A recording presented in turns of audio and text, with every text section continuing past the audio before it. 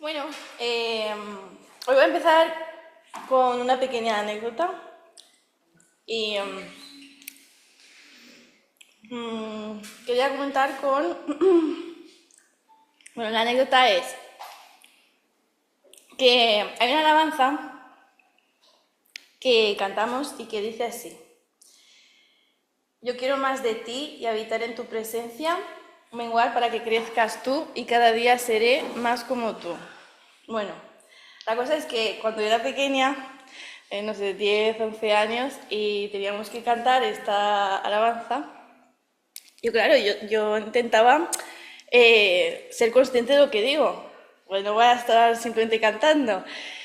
Y la parte de menguar para que crezcas tú, no la entendía, o sea, con 10 11 años, yo digo, ¿cómo menguar yo? Digo, pero si yo me imaginaba, si yo soy súper pequeña con un grano de arena al lado de Dios. O sea, me imaginaba en mi cabeza y digo, Dios, es que lo miraba y ni llegaba a ver su rostro porque era enorme.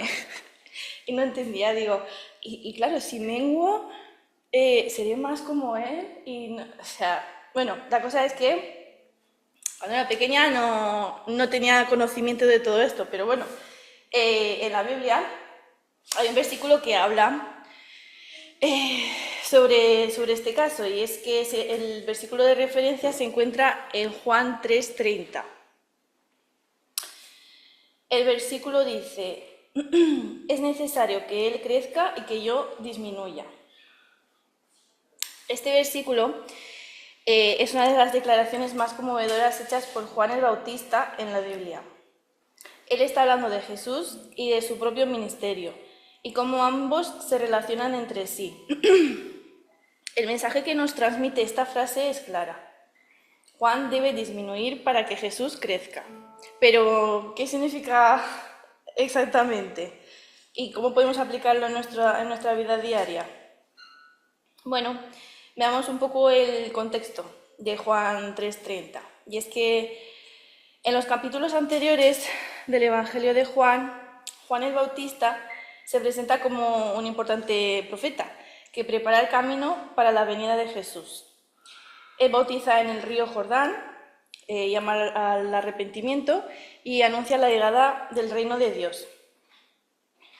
En Juan 1, 29 al 34, Juan el Bautista ve a Jesús acercándose a él y lo reconoce como el Cordero de Dios, que quita el pecado del mundo. Juan dice: yo mismo no lo conocía, pero he venido a bautizar con agua para que Él sea revelado a Israel.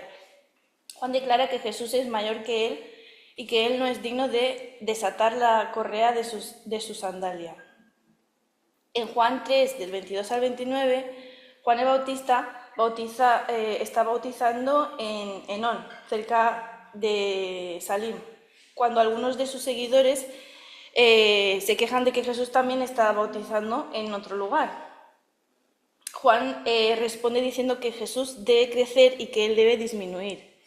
Él explica que el novio, Jesús, es el que tiene la novia, la iglesia, y que el amigo del novio, el mismo, Juan, se alegra cuando escucha la voz del novio. Él concluye diciendo que Jesús es el que viene del cielo y está por encima de todos.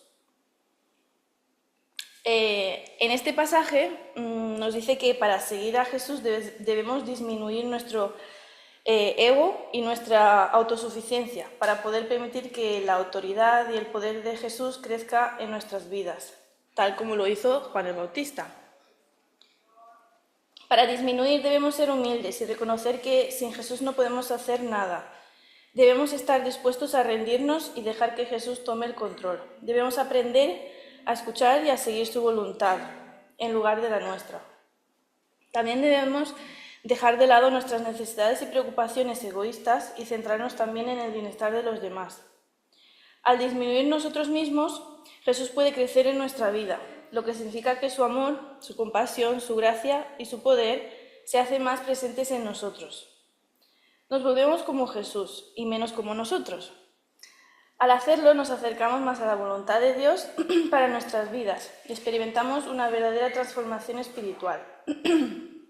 Bueno, y como Pequeña reflexión, cuando Juan el Bautista dice que es necesario que Él disminuya para que Jesús crezca, nos recuerda lo libertador que es poner a Jesús en el centro de nuestras vidas.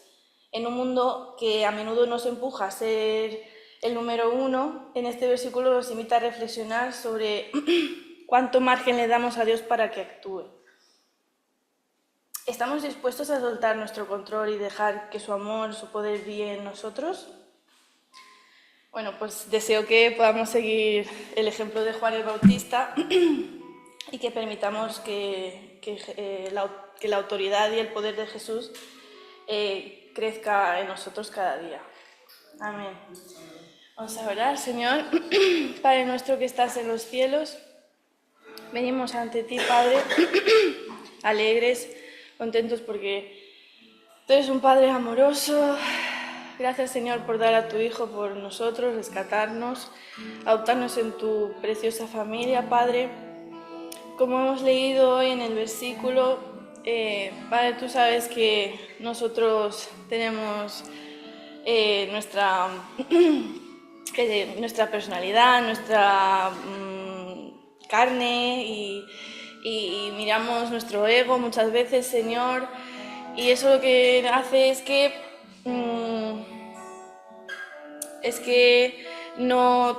tú no brilles, no dejamos que tú te manifiestes como tal en nuestras vidas. Te pedimos, Señor, que nos ayudes a comprender y a desear menguar cada día más, para ser más como tú, Jesús. Ayúdanos, acompáñanos, Señor, bendícenos en el día a día. Y también pedimos, Padre, que bendigas la reunión de hoy. En el nombre de Jesús, amén. Amén. Hermanos, hoy vamos a ver el capítulo 15 del libro de los Hechos. Capítulo 15, así que vamos a tenerlo ahí abierto, por favor. El capítulo 15 de Hechos tiene 28 capítulos, ya hemos pasado el Ecuador, ya hemos pasado la mitad. Y pues ya vamos a ir concluyendo toda la historia del libro de los Hechos que nos narra la iglesia, la historia de la iglesia primitiva. Y lo que ocurre en el capítulo 15 ocurre algo muy significativo que vamos a ver hoy, porque es algo que puede ser un poco difícil de entender para nosotros como cristianos, por nuestra cultura, por nuestro contexto, por lo que ya conocemos de la palabra, pero si hacemos el intento y lo podemos entender, vamos a ver que tenía pues cierto peso y cierto sentido en lo que ocurre pues en este capítulo, ¿no? Tenemos que recordar, hermanos, que debemos ponernos en los zapatos de los cristianos de la iglesia primitiva pues en ese momento, ¿no? Y tenemos que recordar también que el pueblo que tenía a Dios, por Dios, el Dios que hoy en día nosotros también conocemos, ¿no? Era precisamente el pueblo hebreo, el pueblo judío, el pueblo de Israel, ¿no? Y todo ese bagaje cultural que ellos tenían, cultural, social, religioso, todo eso estaba junto, todo eso estaba mezclado y para ellos eran una sola cosa, ¿no? Encontramos que los profetas de Israel, los profetas de ese pueblo hebreo, en esa cultura, en esa historia que ellos tenían, eran los que precisamente habían profetizado la venida del Mesías, el Mesías que nosotros pues conocemos como Jesús y que ellos estaban esperando, ¿no? Entonces, en este contexto, hermano, las costumbres, la cultura, la religión, toda era una sola cosa, todo era el estilo de vida del hebreo, del pueblo de Israel, ¿no? Entonces todo giraba para ellos en torno a la ley de Dios. Para ellos la ley de Dios era lo que ellos vivían, lo que ellos respiraban, lo que ellos comían, ¿no? La ley de Dios también es conocida como la ley, en la Biblia, la ley mosaica o la ley de Moisés, ¿no? Entonces en esa ley pues venían las leyes de cómo comer, porque ellos comían algunos alimentos sí y otros no, venían pues estas leyes morales de todo lo que tenían que hacer en ciertas circunstancias, había muchas leyes civiles derivadas también de la ley mosaica, es decir, el mismo Dios que le dio los 10 mandamientos a Moisés ahí en el monte, el mismo Dios fue el mismo Dios que dicta preceptos como, por ejemplo, la circuncisión como señal del pacto, ¿no? Y da directrices de consumir ciertos alimentos sí, ciertos alimentos no, de dar algunos tipos de leyes higiénicas, y ese mismo Dios es el que promete la venida del Mesías, ¿no? Que nosotros conocemos como Jesús en este momento, ¿no? Entonces, ese Jesús viene y ese Jesús tiene como padre a ese Dios que da los 10 mandamientos, que da la ley mosaica, que instituye la circuncisión como señal del pacto. Entonces, todo eso va muy ligado y muy relacionado, ¿no? Y ahora mismo estamos estudiando, un punto en el que se estaba, entre comillas, exportando el evangelio de Israel a otras naciones. De la misma manera que hemos visto que habían sinagogas en otros lugares de otros países, porque los judíos pues habían pasado muchos temas de exilios y de deportaciones. Entonces, en muchos lugares, en Damasco cuando iba Pablo, allí en Asia Menor que vimos la semana pasada, en Chipre incluso, habían sinagogas porque habían barrios judíos donde vivían muchos judíos, pues y ahí se congregaban. De la misma manera que los judíos fueron e instituyeron pues su religión para ellos y para otros que simpatizaban y se agregaban a la religión, como los prosélitos y los temerosos de Dios que vimos la semana pasada y la semana antepasada. De esa misma manera, ahora se estaba exportando el evangelio y se estaba llevando pues a otros lugares, ¿no? Y el evangelio tenía carga judía porque el evangelio vino de los judíos. Jesús era judío y llevaba toda esa carga. Y ese mismo Dios que da los 10 mandamientos, que instituye la circuncisión, es el mismo Dios de Jesús, es el mismo Padre, ¿no? Y todo estaba estrechamente ligado, ¿no? Si podemos entender eso, va a ser un poquito más sencillo entender por qué muchos creyentes judíos tenían dificultad para divorciar, para separar todo lo que era la ley de Moisés y todo lo que eran los preceptos que Dios les había dado en el Antiguo Testamento con el Evangelio, con las buenas nuevas, ¿no? Entonces muchos pensaban, ok, sí, yo ahora he reconocido a Jesús de Nazaret como el Mesías prometido de Dios, pero ese mismo Dios que profetiza a Jesús y que nos entrega al Mesías, pues ese mismo Dios es el Dios de nuestros antepasados, es el Dios de Abraham, de Isaac y de Jacob. Es el mismo Dios que le instituye la circuncisión a Abraham como señal del pacto. Abraham tiene a Isaac, Isaac tiene a Jacob, Jacob tiene sus hijos, entre ellos José. José se va a Egipto por el tema que ocurrió. Ellos después, Jacob con su familia, se van cerca de Egipto, se multiplican. Los egipcios lo ven, los toman como esclavos, se levanta Moisés, los saca de Egipto, atraviesan el mar, llegan a la tierra prometida. Una vez en la tierra prometida necesitaban un gobierno, instituyen jueces, se cansan de los jueces y dicen queremos tener reyes como la nación cananea, como todos los que están alrededor. Sale Saúl, después sale David. Hay una profecía que dice que de la raíz de David, del linaje de David, va a salir el Mesías, y todo eso hasta el Mesías prometido que todos conocemos hoy, pero todo está íntimamente ligado. Y la persona que conocía al Señor, siendo judío y que reconocía a Cristo como el Mesías, sabía que todo ese bagaje cultural y religioso del Dios de Abraham, de Isaac y de Jacob, para ellos era imposible divorciarlo, para ellos era imposible separarlo, porque formaba parte de su cultura, ¿no? No es como nosotros conocemos a Jesús y conocemos las buenas nuevas de salvación, y igual no sabemos ni quién es Abraham al principio, ni quién es Isaac, ni quién es Jacob, y no tenemos ese conocimiento, pero para ellos era una cosa completamente diferente.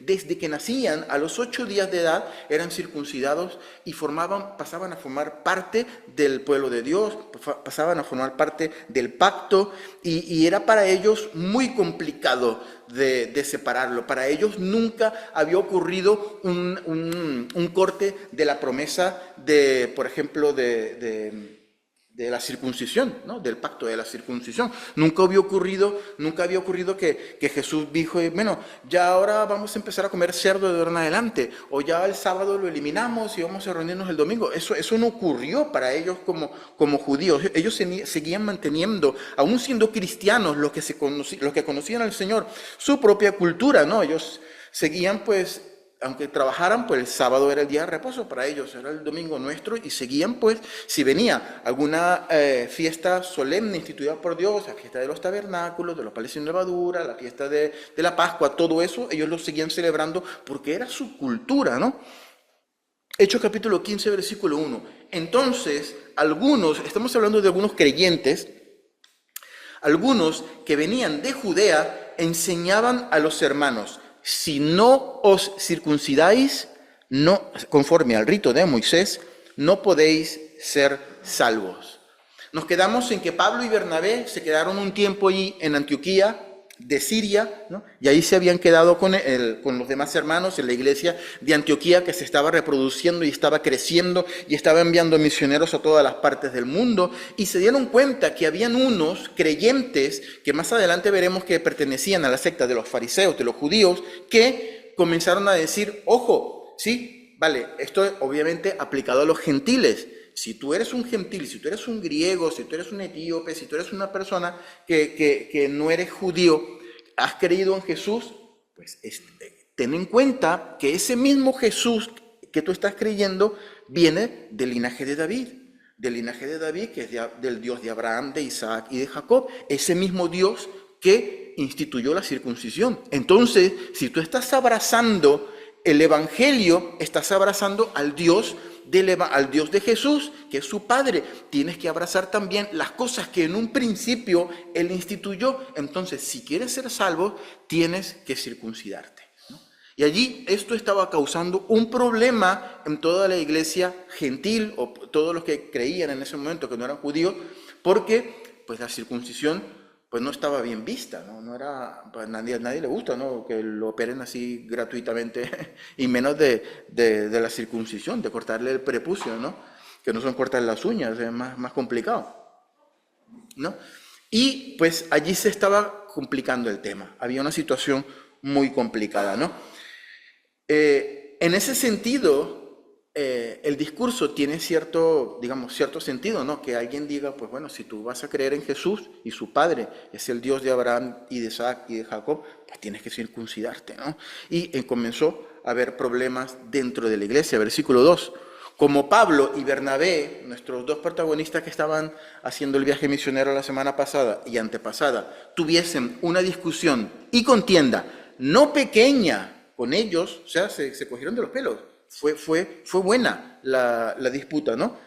Se dispuso que subiesen Pablo y Bernabé a Jerusalén. Ellos estaban en Antioquía de Siria, pues tenían que bajar por la costa del Mediterráneo, tenían que pasar por Fenicia, tenían que pasar por Samaria para atravesar Israel hasta llegar hasta Jerusalén. Entonces se dispuso que subiesen Pablo y Bernabé a Jerusalén, y algunos de ellos a los apóstoles, y algunos otros de ellos, o sea, no fueron ellos solos, llevaron una comitiva buena, a los apóstoles y a los ancianos para tratar esta cuestión. Entonces vamos a tener que llegar a un acuerdo aquí con esto, porque estaban confundiendo a las demás personas, ¿no? Ellos pues, versículo 3, habiendo sido encaminados por la iglesia, pasaron por Fenicia y Samaria, contando la conversión de los gentiles, y causaban gran gozo a todos los hermanos. Versículo 4, y llegados a Jerusalén, fueron recibidos por la iglesia y por los apóstoles y los ancianos, y refirieron todas las cosas que Dios había hecho con ellos. Pero algunos, ojo, de la secta de los fariseos, estos eran los fariseos, los judíos, los fariseos que conocían muy bien la palabra y que eran bastante recalcitrantes en sus creencias, pero que habían creído en Jesús, pero seguían siendo de la secta de los fariseos, se levantaron diciendo: es necesario circuncidarlos, a los gentiles, los que creían en Jesús, es necesario circuncidarlos y mandarles que guarden la ley de Moisés. ¿Vale? Versículo 6. Y se reunieron los apóstoles y los ancianos para conocer este asunto. Y después de mucha discusión, Pedro se levantó y les dijo: varones hermanos. ¿Vale? Aquí parece que hicieron una reunión que duró varios días, y la reunión aparentemente tuvo varias instancias. A veces se reunían solos los apóstoles y después se reunían con los ancianos y después se reunieron. En esta parte que estamos leyendo, todo parece indicar que se están reuniendo no solamente todos juntos, sino también con estos fariseos que estaban predicando que los gentiles tenían que circuncidarse. Y Pedro se levanta y dice, se reunieron los apóstoles y los ancianos para conocer este asunto. Bueno, vamos a discutir esto. Si esto está siendo un problema, pues vamos a ponernos de acuerdo y vamos a tomar una decisión. Versículo 7. Y después de mucha discusión, dicen los estudiosos que duraron varios días en ese plan, Pedro se levantó y les dijo, varones hermanos, vosotros sabéis, como ya hace algún tiempo que Dios escogió que los gentiles oyesen por mi boca la palabra del Evangelio y creyesen. Y Dios, que conoce los corazones, les dio testimonio, dándoles el Espíritu Santo lo mismo que a nosotros. Y ninguna diferencia hizo entre nosotros y ellos, purificando por la fe sus corazones. En el capítulo 10 del libro de los Hechos, si recordamos un poquito, hubo un episodio con Pedro. Pedro estaba allí hacia el mediodía y le dio hambre y le dijeron que le iban a preparar algo para comer, y mientras le preparaban la comida, mientras servían allí los espaguetis y se calentaba el agua, él subió a la azotea y comenzó a orar. Dice la palabra que tuvo un éxtasis, ¿no? Y vio la visión, ¿se acuerdan de ese manto con los animales puros e impuros? Y el Señor les dijo, mata y come. Pedro le dice, no, yo no voy a comer una cosa que tú hayas dicho que es impura. Y el Señor le dijo varias veces, mata y come, 3 veces se lo dijo, ¿no? Y el Señor estaba preparando, en ese momento lo dijimos, estaba preparando el corazón de Pedro para que Pedro fuese a predicar el Evangelio y entendiese que la palabra de salvación no era solo para los judíos, sino también para los gentiles. Y estaba preparando el corazón de Pedro, porque a los judíos le costaba mucho entender eso. De hecho, el Señor le dice a Pedro que vaya a casa de un centurión romano llamado Cornelio, ¿no? Y va a casa de Cornelio, y cuando llega está Cornelio con su familia, con sus amigos íntimos, y le suelta Pedro una perlita a Cornelio. Le dice, Cornelio, ¿tú sabes cuán abominable es para un judío juntarse o estar cerca de un judío, de un impío, de un gentil? Tú imagínate, tú llegas a la casa de una persona y, bueno, yo vengo aquí a la casa porque me mandaron, pero tú sabes que a mí me da un asco y una repulsión estar cerca de una persona que no sea de mi misma etnia, ¿no? Entonces, por eso que los judíos los querían tanto, pues, en la época, ¿no?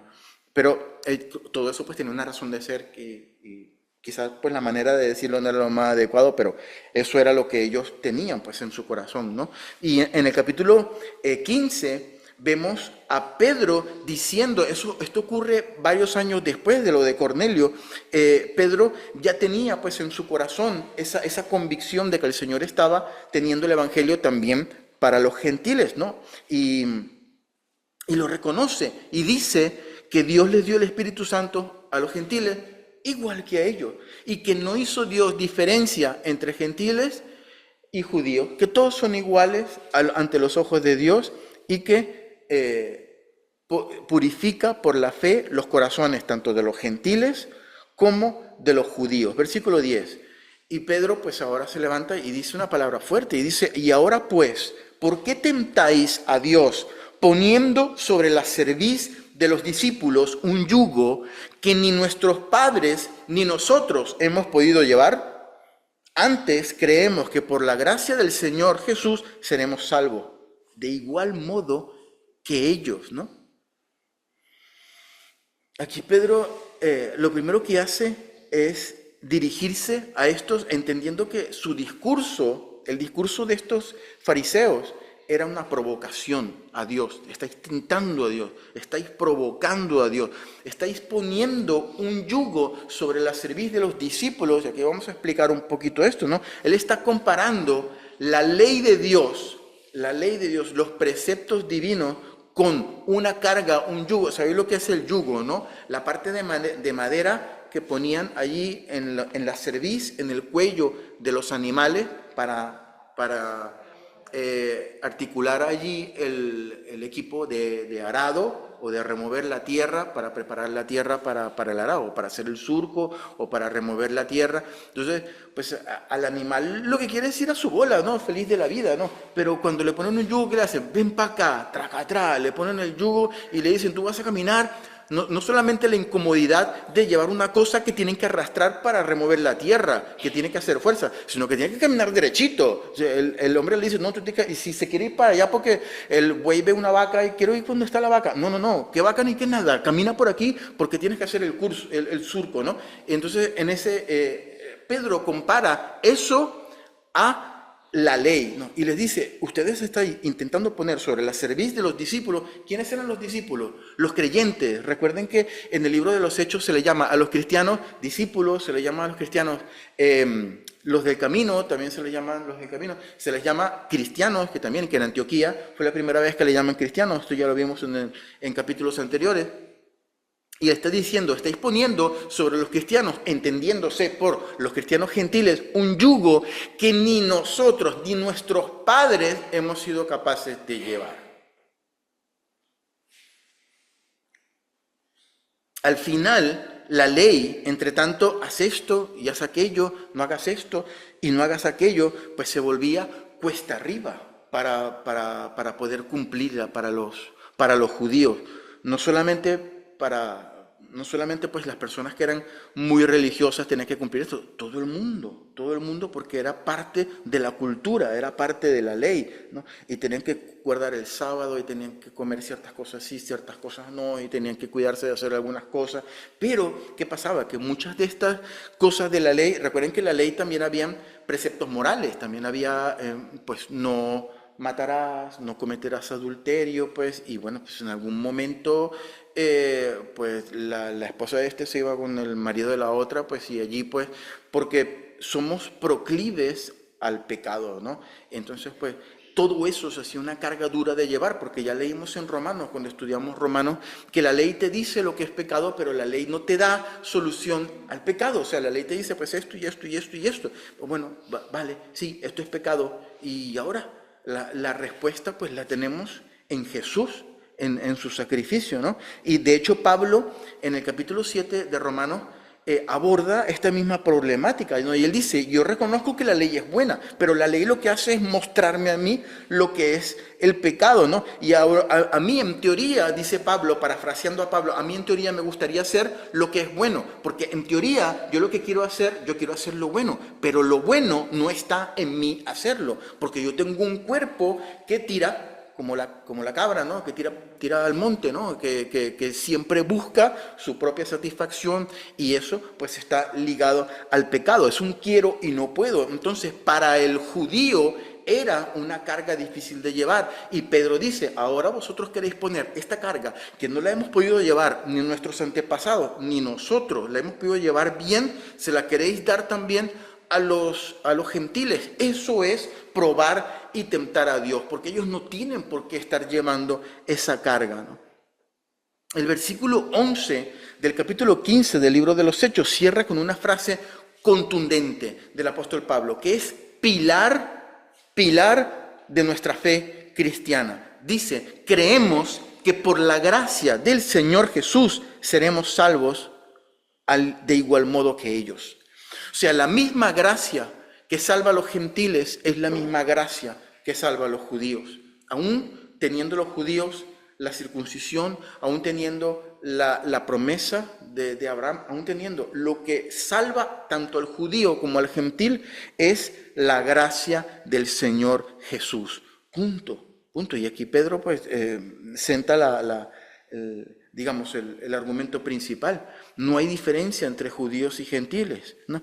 Versículo 12. Entonces toda la multitud cayó. Aparentemente ahí había pues un poquito una trifulca de cada quien diciendo, yo creo que no, sí, tal.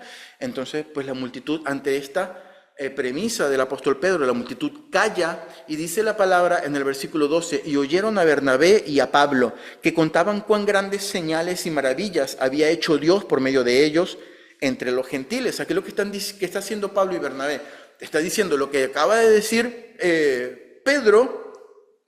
Nosotros tenemos evidencia práctica de que es así, de que en medio de los gentiles también Dios derrama el Espíritu Santo, también hay lenguas, profecías, señales, sanaciones, liberaciones, tanto como lo hizo Jesús aquí en Israel, como nos está utilizando a nosotros en otras naciones.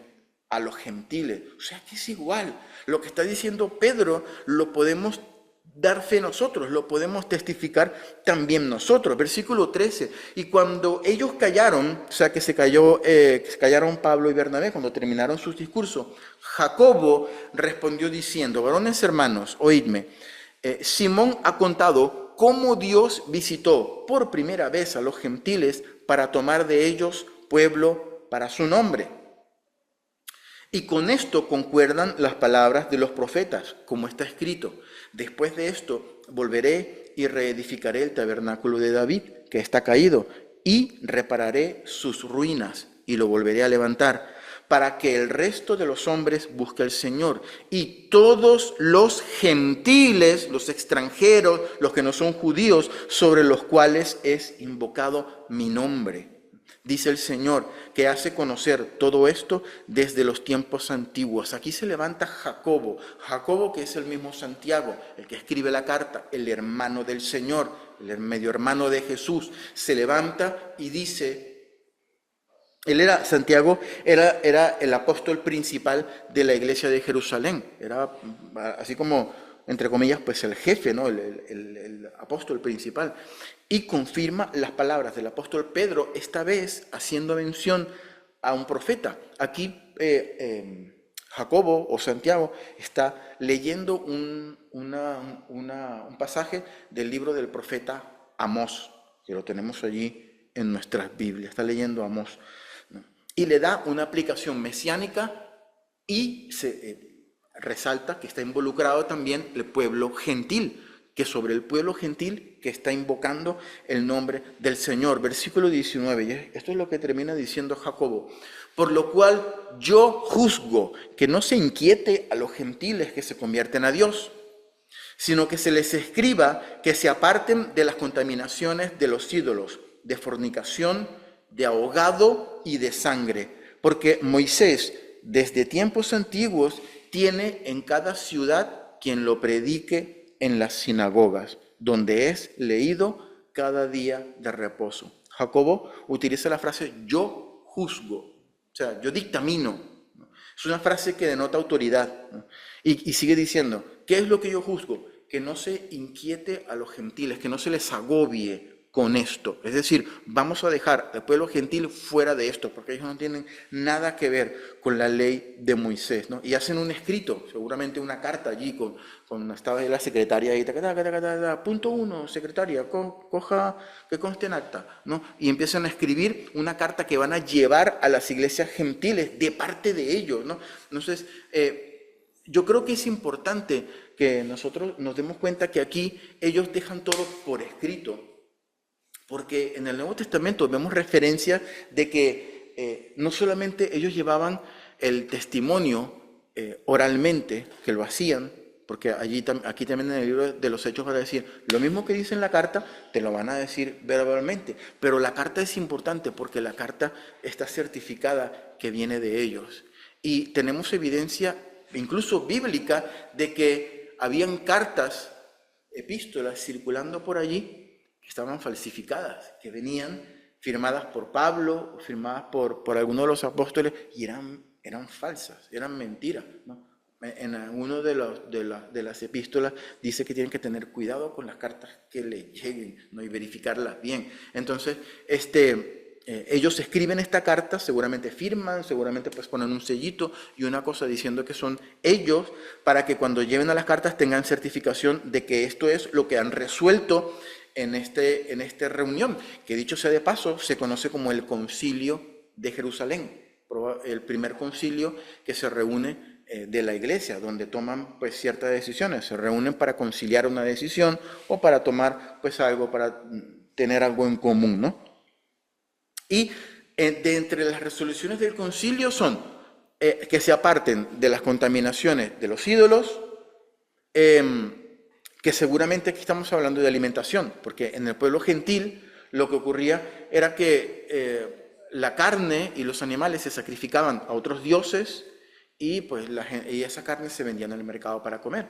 Entonces, una de las resoluciones es, señor cristiano gentil, si tú ves que hay una carne que han sacrificado a los dioses no participes de eso comiendo esa carne.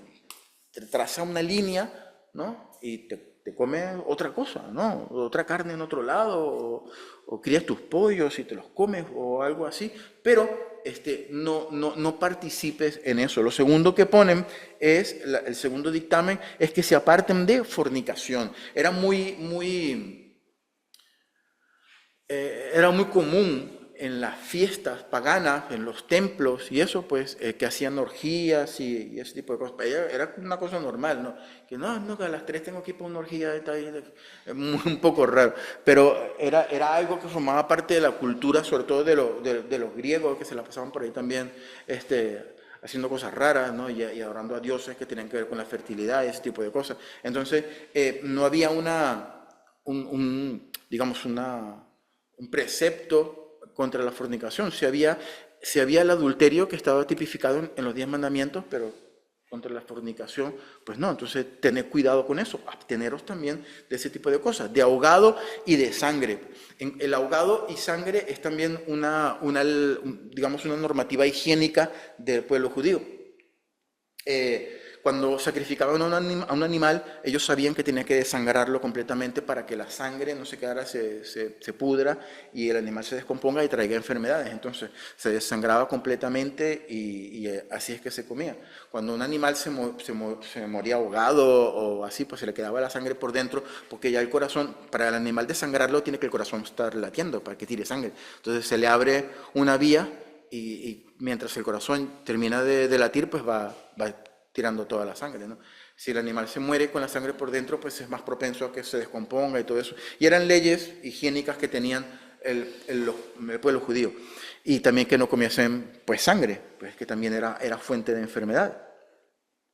Sí, a mí particularmente siempre me ha llamado la atención esta resolución del Concilio de Jerusalén, ¿no? Yo entiendo que dijeron esto porque eran prácticas comunes en el pueblo gentil. Estarían pensando en algún pueblo gentil o en algún grupo gentil grande en particular que tenía básicamente estos problemas, que comían carne sacrificada a los ídolos, que se iban de vez en cuando, se echaban unas escapadas allí en alguna orgía o algo por el estilo. Entonces, pues, sabiendo esto, y recordemos bien que, porque alguien puede pensar, vamos, es un concilio y solamente les dicen, bueno, vamos a decirle a los gentiles que no coman carne sacrificada a los ídolos, que no forniquen y que no coman ahogado y que no coman sangre, ya está, ¿no? Y que entonces pueden mentir y pueden robar, y pueden matar.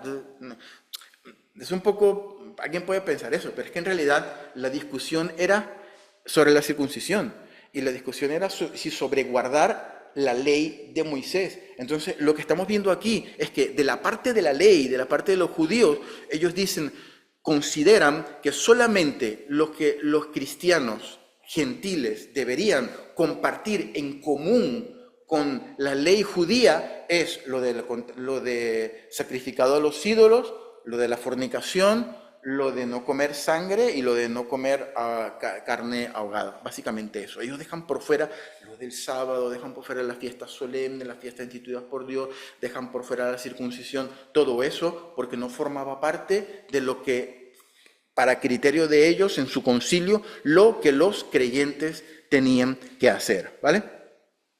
Entonces, versículo 21, al final pues dice Jacobo, porque Moisés desde tiempos antiguos tiene en cada ciudad quien lo predique en las sinagogas donde es leído cada día de reposo. ¿Qué significa este versículo? Este versículo básicamente lo que quiere decir es lo siguiente: los que quieran meterse de lleno con el judaísmo, con las leyes mosaicas, con la circuncisión y todo lo que ello comprende, los que quieran saber más de eso, pues pueden tranquilamente irse para una sinagoga un sábado y allí ténganlo por seguro que va a haber un rabino predicando a Moisés y todo lo que tiene que ver con esto todos los sábados.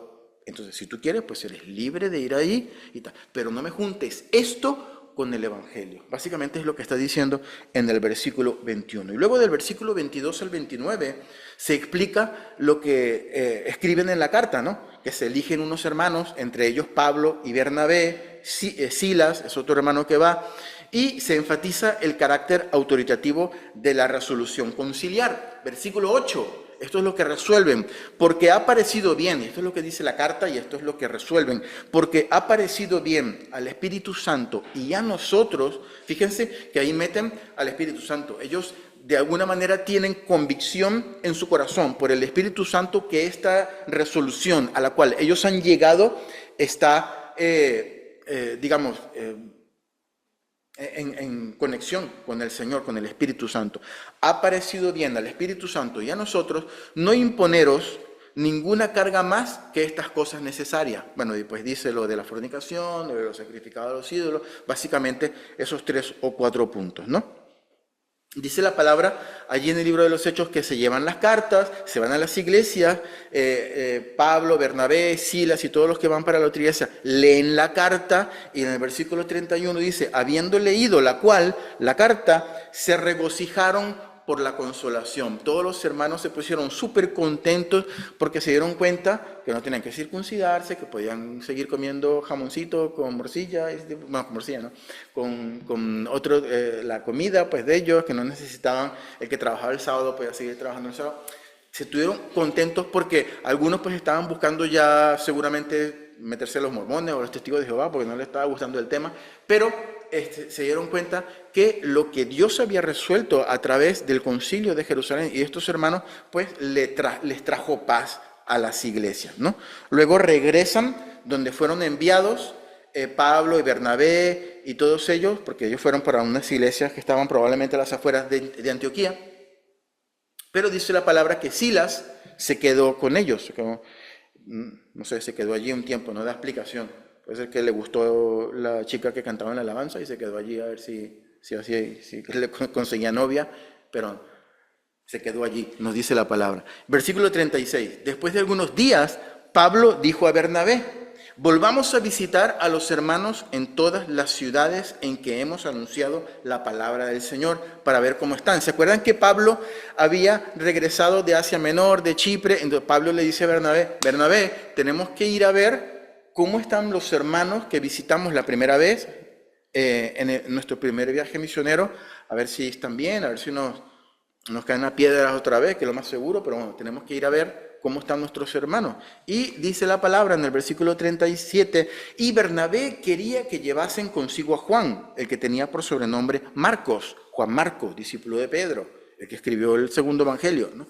Pero Pablo no le parecía bien llevar consigo al que se había apartado de ellos desde Panfilia y no había ido con ellos a la obra. ¿Se acuerdan que cuando salieron de Chipre y fueron para Asia Menor, allí Juan Marcos dijo, yo me regreso para Jerusalén? Y eso no le cayó bien a Pablo. Entonces, Juan Marcos era sobrino de Bernabé. Y seguramente Bernabé le dijo a Pablo, vamos a llevarnos a Juan, que es bueno, que nos ayuda, que nos plancha la ropita, que nos prepara los sándwiches y la cosa. Entonces nos ayuda con el tema, porque era un apoyo para ellos. Pero como este hombre se había separado de ellos, por las razones que fuesen, Pablo no le gustó eso y Pablo dice, no, con Juan Marcos no, yo no me voy con él. Estaba molesto, porque estaba enfadado. Y dice el 39, y hubo tal desacuerdo entre ellos que se separaron el uno del otro. Bernabé, tomando a Marcos, navegó a Chipre. Recuerden que Bernabé era de Chipre. Entonces se fue con su sobrino allí a Chipre. Y Pablo, escogiendo a Silas, se ve que no consiguió novia allí en la iglesia, porque regresó. Escogiendo a Silas, salió encomendado por los hermanos a la gracia del Señor y pasó por Siria y Cilicia es de donde era cerca de donde estaba Pablo, en Tarso, de donde era Pablo, confirmando a las iglesias. Hermanos, y para concluir, aquí hay un elemento de fe que a mí me gustaría destacar, que es algo básico en nuestra fe cristiana, ¿no?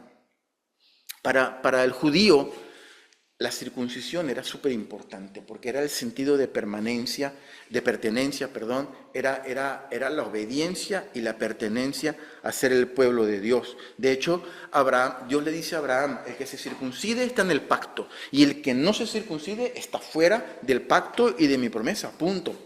Eso era tan importante para el hebreo, pero la clave aquí de la circuncisión, y era donde yo quería comentaros, es que la clave es que la circuncisión es algo externo, es algo que se puede ver, es algo que lo podemos hacer. Entonces, anteriormente, el que quería formar parte del pacto, pues se circuncidaba, guardaba la ley de Moisés, y era una cosa externa, era una cosa que daba un testimonio externo, lo podías obtener tú, ¿no? Y este testimonio, hermanos, no es muy diferente a la actitud del hombre hoy en día ante la gracia de Dios. La gracia es muy difícil de entender para el hombre. Hoy en día estamos tan acostumbrados a vivir en un sistema donde nadie da nada por nada, todo cuesta algo, y si te dan algo gratis, tú te quedas, ¿qué me voy a pedir mañana, no? Ahora le debo yo un favor, y si te hacen un favor y te quedas con esa cosa, porque estamos acostumbrados a vivir en este sistema, ¿no? En donde siempre todo tiene que costar, y si hay algo incluso que es muy bueno, tenemos en nuestra mente esa cosa de que tiene que costar más todavía, ¿no? Y para el hombre es tan difícil entender que la gracia de Dios y que la salvación es un regalo inmerecido que se recibe por la fe. Y esto es lo que le pasaba a muchos judíos, ¿no? Que ellos decían, no, es que no puede ser que se queden sin circuncidar, porque tienen que formar parte del pacto. Para poder ser salvos tienen que meterse en todo el paquete, no se pueden quedar con medio paquete, ¿no? Y el problema, hermano, es que hasta que el hombre entienda esto, que yo creo que nunca lo vamos a poder entender al 100%. ¿Se acuerdan el que le fue a pedir que le perdonara la deuda al rey, que lo llamó y le debía tanto dinero que no iba a poder pagar en su vida? ¿Qué le dijo? Aún sabiendo que no lo iba a poder pagar en su vida, dame tiempo que yo te lo pagaré. No, tranquilo, yo voy a hacer todo el esfuerzo del mundo para podértelo pagar. Y como el rey sabía que no lo iba a poder hacer, mira, te lo perdono. Tranquilo, no pasa nada, vete para tu casa feliz de la vida, porque siempre vamos a intentar hacer cosas para poder sentirnos dignos de la gracia del Señor, y así no funciona, queridos hermanos. La gracia es bueno que lo recordemos, ¿no? Y esto va a significar siempre un problema en la vida del creyente a dos niveles, y con esto quiero concluir, hermano. El primero es que el hombre se va a intentar esforzar siempre por hacer cosas que demuestren que es digno para el favor de Dios. Siempre, hermano. Juan el Bautista, que leía Ketty esta mañana, Juan el Bautista decía, cuando bautizaba a la gente, vosotros tenéis que hacer frutos dignos de arrepentimiento. Eso es lo que está buscando el Señor. Vosotros creéis que porque sois hijos de Abraham ya todo lo tenéis ganado. No, Dios puede hacer hijos de Abraham incluso de estas piedras.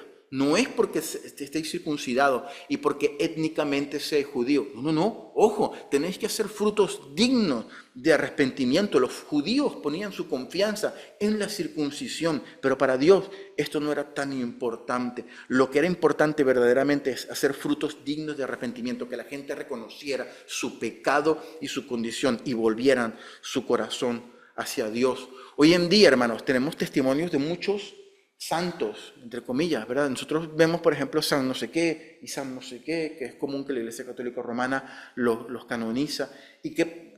¿Por qué esas personas son santas hoy en día? Porque tuvieron un testimonio de vida moral, de altura, bueno, porque vivían apartados para Dios, porque hicieron muchas buenas obras. Entonces, por eso externo es lo que lo han santificado, ¿no? Porque si fuesen unos demonios que iban quemando gente por allí, que iban matando, pues no los canonizan y no los santifican porque se están portando mal. Pero por lo externo, nosotros decimos, qué persona tan santa y qué persona tan buena, pero lo real y lo verdadero es que ninguno de nosotros conoce el corazón, porque el corazón lo conoce solamente el Señor. Llevar una vida moralmente a la altura y correcta lo puede hacer cualquiera con un poco de esfuerzo, hermano, pero tener un corazón arrepentido que reconozca todo lo que Cristo ha hecho por nosotros, solo lo puede hacer el Espíritu Santo, que es el que toca en lo profundo y convence de pecado, de juicio y de arrepentimiento. El apóstol Pablo le decía a los romanos, el que es judío no es el que tiene la circuncisión. El que es judío verdadero es el que tiene la circuncisión del corazón, porque esa es la que ve Dios. Esa es la que ve el Señor, que sabe ver el corazón.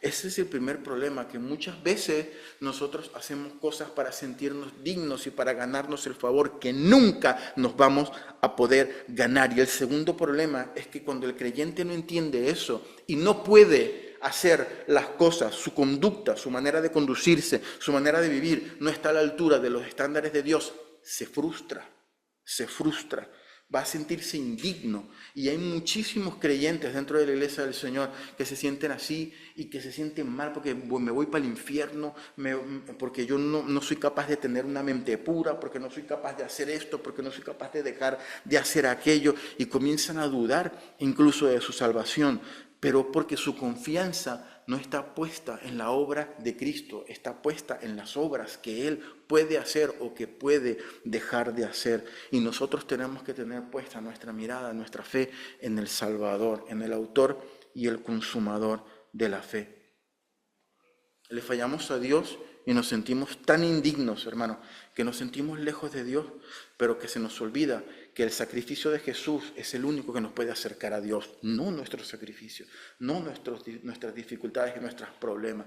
Eso va moldeando nuestro carácter y nuestra vida, pero lo que nos acerca a Dios es el sacrificio de Jesús en la cruz del Calvario. Señor, te damos gracias por tu palabra, por tu amor y por tu misericordia.